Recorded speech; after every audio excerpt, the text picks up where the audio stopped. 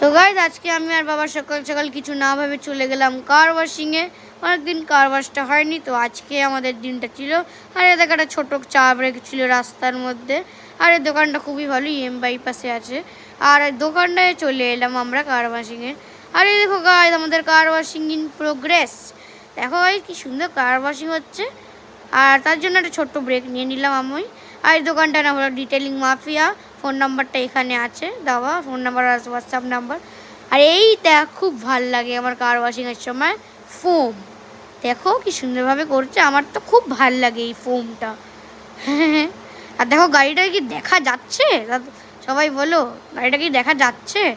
আর guys after washing ইট আমাদের গাড়িটাও clean হয়ে গেছে। চলো এবার ভেতরে গিয়ে দেখি।